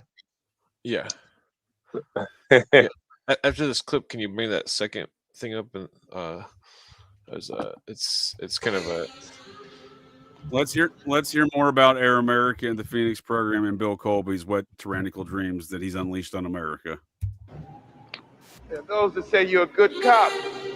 I try. I heard about the little stunt yesterday. Pretty heroic. Said you worked in the Phoenix Project in Vietnam. Is that right? Uh-huh. Assassination stuff. It's over, you know. It's over, you know. Assassination stuff. Yes, I know. Just thought I'd remind you. That's some serious shit you carry. Be my guest. 9mm pipe. What you got in there? For instance. So once again, they're kind of right in our face holes with all that stuff, right? Well, that's the beginning of the movie. The one thing that jumps out at me at that, again, too, I'm not necessarily a magician or a former occultist, so I know a little bit about it, but that scene just screams fucking Kabbalah to me. You got the two pillars set up there. You got the red and the blue lights, with the red pillar and the blue pillar, or Severity and Mercy, I think they're called. I mean, there's something on that. To me, I was like, this just seems like they're fucking hinting at this Kabbalah bullshit magic that they're playing on you right with that portion. And that's when they dropped the Phoenix Project. But it was Phoenix Project even in public information at that time. There's a lot of documents didn't start coming out to the 90s. So it's like, what's going on? Right. That's Thank you, sir. That's my exact point. Well, so I didn't realize the ritual part, but that's my exact point. That this was not a well-known subject for Shane Black to incorporate all of these details into this film that he was writing. It was one that would launch his career. Danny Glover's and Mel Gibson would become A-list actors after this. What do you got, sir? Landon, what were you saying? I was just saying that's soft disclosure. You know what I mean? 1987. Who's Right. looking up Phoenix program? You don't have Google. I mean, who's going to go to a library and research what the heck's Phoenix program and who even wrote about it at that time? You know what I mean? I'm not going to lie to you though. I prefer my disclosure hard as opposed to soft. Maybe over easy. Maybe over easy. Yeah. But I see what you're saying. And the ritual aspect is an interesting component. I don't know enough about that either, Jonah, but you're bringing up some interesting points that I'm certainly going to look into. Yeah, I just found it was interesting the way they framed the conversation between the two pillars, and then they brought in the red and blue light. Like, I mean, you could have had that conversation anywhere, but it just seems like it's one of those things where they're doing a sly nod to those that are. You got real quiet for some reason. Well, okay, so you faded off on us, bud. You faded out. This clip of this document. That's some good information, man. Hey, Clint, can you just say one time, "I got the documents"? Alex Clint. Alex Clint, I got the documents. Okay, so so the beginning sentence of where it says Phoenix program, the Phoenix program is still floundering. It says largely because it's just another streamlined American scheme. It's a limp program. But then it goes on to say that basically that it's handed over to the Vietnamese police. Where's that line at? I think it was program simply. I guess I'll just read it here.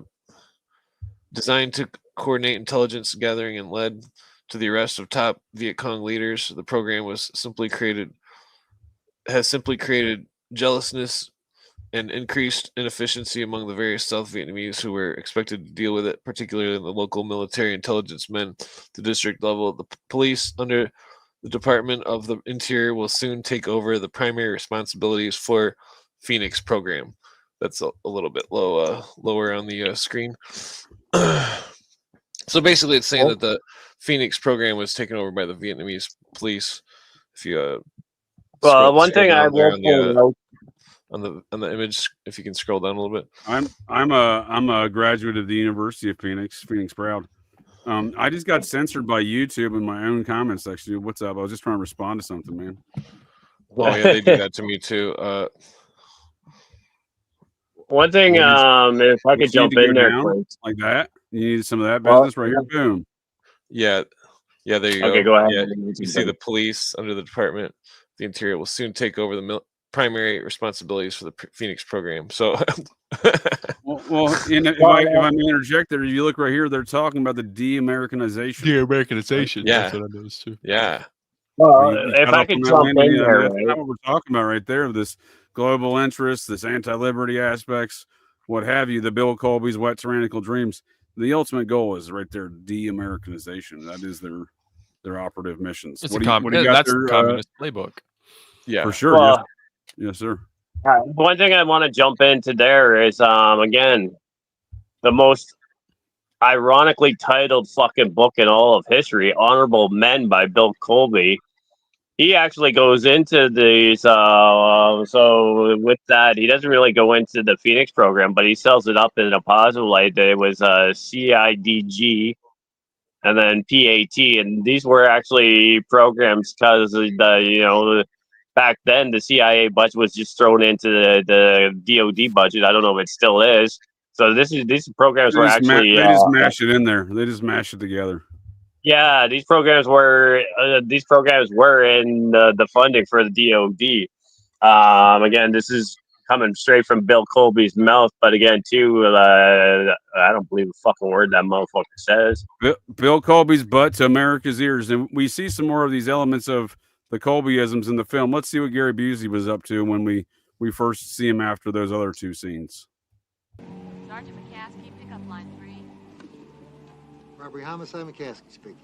Yes, this is KCOP News. We understand that there was an officer-involved shooting earlier this evening. Could you give us some more information? Sergeant Martin Riggs was shot and killed. Who is this? Oh, thank you. We'll send somebody right over.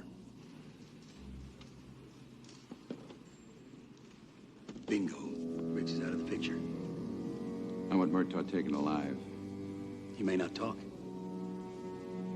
We have his little girl. He'll talk.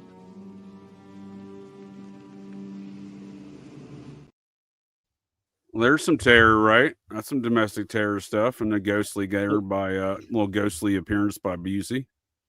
You missed the alleged shooting of Riggs though. That's just fucking wild. Like, comes in on a fucking hot 90-degree turn and just fucking blasts the fucking full auto on him, right? But the vest saves him.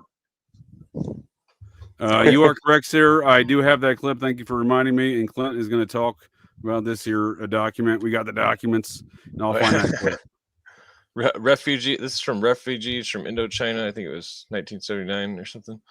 So it's saying, Mr. Holtman, in one instance, the allegation had been made that a person was involved in the Phoenix program and therefore had been engaged in acts of torture. So that goes along with one of the last scenes. Did you say acts of torture? Is we have a shipment of merchandise to deliver. Why don't you guys just call it heroin? It's rather large, the shipment. It would be unfortunate, however, if we showed up to deliver our heroin and we're surrounded by 50 cops. That would be too bad. Yes, it would be. So it's essential for us to find out all the cops know. Hey, we don't know shit. You did Hunsaker before he could say, No! No! I wish I could believe you, but unfortunately I don't.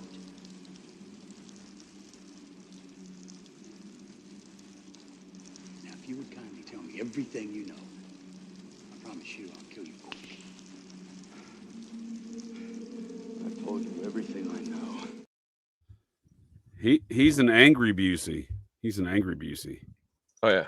Well, then the clip goes on to say about Mr. Holtman about the drug trafficking and let's see here. Mentioned the book Public Politics of Heroin in Southeast Asia. The two persons were cleared. So basically, it was going on how that there was proof of some sort of diplomatic immunity, which is prevalent in all these spook cases. Oh, dude, these are matters of national security, Clint. We wouldn't understand them. We're not privileged. We're not in the know. But so I think when I was saying the machinations of numerous, characters to build these characters, so we see, Ted Theodore Shackley. I think Edward Lansdale is another one they've mashed together to make the boss character, right? Busey's boss. Yeah. Yeah, it was interesting. Landon, what are your Lansdale stuff, a little pre-Aquino, right, within PsyOps. What are your thoughts on that? I think it kind of, that scene in particular really, I guess it's kind of, like, once again, another self-disclosure, kind of how, this kind of how the inner workings would work, you know what I mean? In my opinion. Well, right. If you have these dueling factions, right, I think you're going to see them want to torture each other. You got the two Phoenix programs, assassins. That's not the first time. Oh, that's the first time they square off, but they square off again here later. Obviously, spoiler alert. But my point being is, we see that they're the dueling factions, assassins, dueling off here. I think, right? Yeah, and we have another water scene as well. So. And we also have this wonderful scene that Jonah had mentioned before. Yeah, I bet you sound like Come on. Where's my gun? Here. Thanks. Oh, shit, Roger. What? The guy who shot me. Yeah, what right? The same albino jackrabbit son of a bitch that did Hunsaker. You sure? I'm sure, man. I never forget an asshole. I got an idea. What? Get a couple of first-class tickets to Detroit and lay low for a couple of weeks. What do you say? Come on, be serious. What do we do? What else? The same albino white rabbit son of a bitch, aka the blonde ghost son of a bitch that shot him. Yeah. Shackley, possibly. Well, I think that's one of them. Again, I think it's one of the characters. I think that's what, when Shane Black wrote this, I think he's building these character bases, again, using different character bases of real life people, but mashing them together, right? Yeah. Well, it makes you wonder if like makes you wonder if John What was Shane McCain Black? was. Oh, sorry. Go ahead. It makes you wonder if John McCain was because they say he was in a POW camp, but I don't think he was because he had no. Clint, sir, I know how to spell. It's Wait. called POW. POW camp. POW. Oh yeah. Shane, So he was on a golf course. McCain didn't have any scars from thumb screws because that's how they torture people in that country, and that I think that he might have been part of some kind of secret program as well, such as this Kobe character. You make some solid points. You make some solid points. Go ahead, I just throw in there?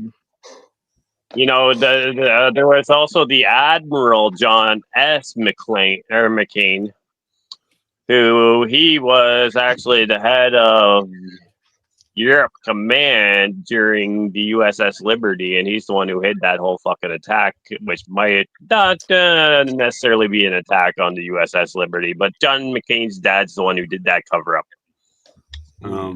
Well, now, sir, we must now take this tangent. I was trying to avoid it, but I do appreciate the tangent. So, John McCain Admiral and his father, John McCain Admiral, the only 4-star admirals in American history that were both father and son. And here's why: because they were both hereditary members of the Society of the Cincinnati, the secret society that started America. John McCain #1 was a member, then he passed it down to #2, on to #3, and then probably John McCain #4, who's probably the current member. Another episode of Who's Your Daddy, JJ? He's not another episode of Who Is Your Daddy and What Does He Do? Yes, sir. I think that needs to be a series. I think we need to start a series on it. Speaking of which, can you? I like your style, sir. I like your style. Since we're talking about the Colbys, can you quickly pull up that if you have it handy, that AI fucking response that you showed me today? Sure. Yeah. Sure. Let me look for that right now. Hold on, please. You tell me, who is your daddy and what does he do? And because I looked up on AI today, we were talking about Bill Colby's grandson, which was obviously his grandson, working for the Trump DOD and all sorts of other State Department business. And you know, AI would have it as there are no relations between these two. But it's funny, in Bill Colby's book, he talks about his father, who is also named Elbridge. And his father was a professor at Columbia. So again, you have all these secret society ties that way. But while we talk about Elbridge Colby real quick, because we are talking about the Colbys and their destruction of America. Well, I mean, technically, sir, he would be a Colby queer, and he also went to Yale. Do you know what his he went to the same private he went to the same private school as fucking FDR. I found that off of Wikipedia too, the Groton School or whatever. But anyways, besides that, did you happen to notice what the name of the nonprofit tax exempt organization that Elbridge Colby works for when he's not on Trump's administration? The CNP? No, the Century for New American Security. So it's literally like it's literally just a play on the Century for New American whatever from the 2001, but it's a Century for New American Security. It's his own fucking NGO, CNAS. Oh, so some more New Age Golden Dawn beliefs, right? And his specialty is China. China. So that's really interesting. China. Our former Secretary of State, garage band. Well, he's really a garage band enthusiast and part-time Secretary of State, Tony Blinken. Tim Walz. Oh, hey, wait. Now, did you know that motherfucker owns the NGO that's located on Executive Drive as you pull into the White House? It's called the West Executive. Wait, what is it? West. While you're thinking of that, did you know that China built the CCP built a school of economics, the Joe Biden School of Economics at Donald Trump's alma mater, University of Penn, Morton School of Business. And then they put Tony Blinken in charge of it. This dude don't know shit about economics. He knows things about garage bands. The He's a 60-year-old garage Jesuit-controlled band U of enthusiast. Penn? What's that, Landon? The Jesuit-controlled U of Penn? Well, I mean, he had a lot of influence, I'm sure. I just think it's hilarious the CCP went ahead and funded a whole new school there and put Joe Biden's name on it and Tony Blinken in charge of it.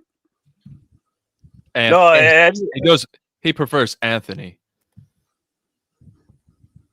Yeah, he thinks he's. I think he thinks he's Bruce Springsteen. I'm not making that up. That dude's a freaking clown. He really is. You ain't kidding, dude. We live in a Muppet world. I don't know if you're aware of that, but that is why I do these wonderful Muppetize things. Do you remember the diet Mountain Dew? You remember with Tim Walls? He was trying to be a bro, I guess, drinking Diet Dew.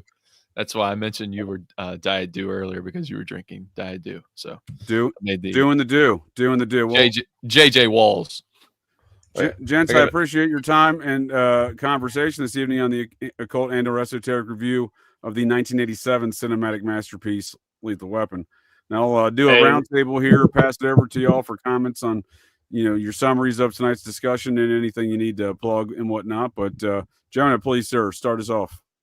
Yeah, I was going to say it's West Exec Advisors. And so if you go to their website, which is westexec.com, he's got wonderful people like Michelle Fiore, where the fuck her name is. He's got John Brennan.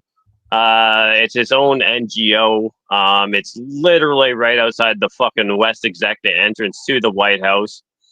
And so he opened that up in 2017. And if you ask me, that's where they're doing all the CGI of Joe Biden and his fucking fake Myrna injections and all that other shit that they're doing when he wasn't at the White House, but they're saying he's at the White House. They're definitely at this location, if you ask me. That's DC's so that's Lookout Mountain. What's that? I said that's DC's Lookout Mountain. Yeah, so again, too, and it's kind of funny, too, because that West Exec, too, isn't that the entrance where they found the cocaine, which no one, I'm like, what the fuck was that? Allegedly, sometimes cocaine just appears in the White House, Jonah. I know you're a Canadian and you may not be familiar with this, but occasionally here in America, cocaine just, pops up places and we're like, oh, how did that get there? Sometimes it occasionally pops up in my nose, especially when I was younger, but I mean... Well, yeah, they're like, oops, how did this cocaine get here? Yeah, how'd that get there? I mean, the straw was in my nose, but I don't know how it got there, right? I mean, especially when I was younger, maybe not these days, but... I had one more clip real quick, one more screenshot. Well, we're doing a roundtable discussion there, sir, so when we get over there, you can, by all means, please share your closing statements, thoughts, and additional screenshots. As far as plugging, July 18th, right? We're in July now? Yeah. July 18th, I'll be back here with you. And we're going to go into, we're going to go down Iran and some of my different opinions on that. And probably get into some Roy DeMeo and how, let's be honest, his operation just seems like a Project Gladadio. You ain't kidding, and I look forward to that conversation there, Jonah. Operation GCD Fridays, July 18th. Iran, hold the DeMeo. And I appreciate your conversation here tonight as well. And Landon, thanks for joining us to get a little GCD. And do you have any closing statements on tonight's conversation and or possibly some plugs for your Daily Dissonant? Yeah, so tonight, I really think the overall thesis of this was a soft disclosure, in my opinion. The whole movie, that's what I've obtained so far. Rewatching it and actually watching it with a different lens. So it's been a super cool conversation, and I really enjoyed it. And it was nice meeting you guys. So this is the first time meeting Jonah and Clint. So it was an awesome to meet you guys. JJ, always a pleasure, brother. Thanks for having me on. If you guys want to find me, I'm over at the Daily Dissident on wherever you get your podcasts.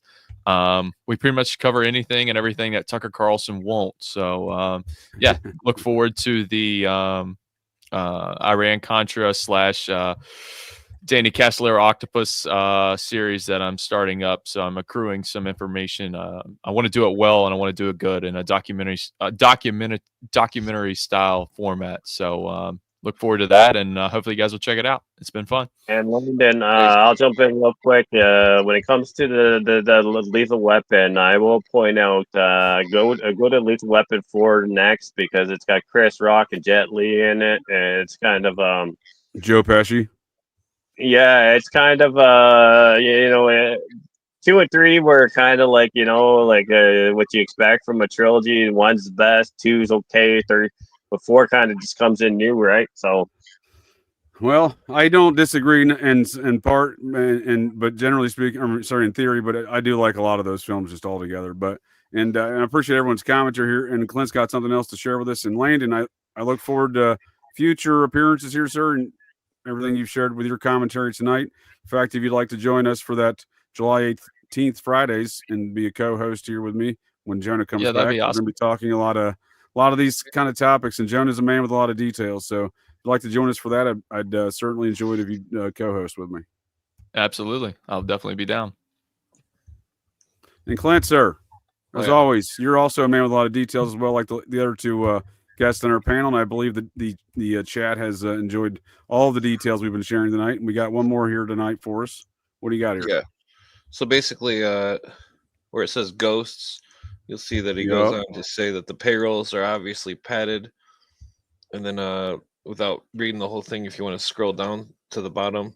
Where are you seeing ghosts? Oh, right here. Ghosts. Yep. Yeah. Yep. Payrolls are padded. And then down where it says around heroin, it says the smugglers. But a few weeks ago, 2 members of the House of Representatives were caught smuggling heroin and gold into the country. The fact that they happened to be pro-Theo, and that's some kind of Vietnamese thing, men suggested to some that there must have been a political tip-off, meaning that there's people aiding and abetting and conspiring against our country to help promote the smuggling of drugs into the United States. Typical. Yeah, it's some serious shit. I mean, it's crazy. I don't disagree, sir, and I appreciate your time and conversation tonight. Do you have any closing statements regarding the 1987 cinematic masterpiece, Lethal Weapon, or any other commentary regarding these ongoing programs as you're demonstrating with these numerous reference points that, as I was saying earlier, we learned about these things in congressional hearings in 87, as the clip showed earlier. You're pointing out all these books that have been written out about it, but why is it these things are still ongoing? Well, I think that there's an international conspiracy to destroy America, and that these people I found evidence recently this week in that basically that this Constitution of the new states of America and this other some kind of United Nations Constitution that basically in the legalese that they're cycling out our Constitution from 1787, and that they're implementing these new constitutions, and that pretty soon there's not going to be any constitution left, and fucking and when that happens, we're going to be in total economic slavery, even more than we are now, which cause we're already economic slaves right now. Yeah, this sounds like some psychological operations, the type of psyops to mind war, as presented by one of Colby's queers here, Mr. Lieutenant Colonel Michael Aquino. And I'll be doing this tomorrow night, 9 p.m. on my YouTube, Rumble, and Twixters for a Patreon preview. And over on my Patreons, The Anatomy of Satanic Panic. But I do think, Clint, we do live under these ongoing enterprises. Again, as you're pointing out, these books are writing about it. We've all given examples of these ongoing enterprises. We see characters like Aquino there, and he's got his little psyops to mind war and satanic panic nonsense that he wants to perpetrate everywhere. And I think it is these aspects of, he worked for the Phoenix program, right? He wasn't one of the shooters, but he was one of the psyops guys, right? So Lord knows what else he did, because he admits to doing magic and embedding his little spells in the sounds that they're perping through the villages, right? Oh yeah. Yeah, he was. I thought it was amazing how in Cooper's book he documents Aquino. His first two officers underneath him were the first 2 priests of his Temple of Set, which shows that it's a coordinated effort. It's not just Yup. one lone person.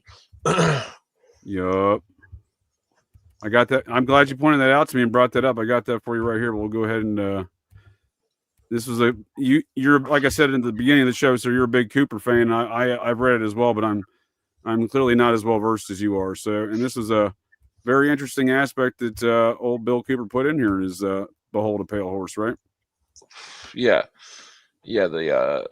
It's one of the many people, because I was accusing Sammy Davis Jr. and Anton LaVey of being undercover psychological operations special forces units as well, and that I think that this has been happening for quite some time, and that the at least the 50s, but I mean, who knows if you mean to tell me Sammy Davis Jr., the Rat Packer, is a Satanist?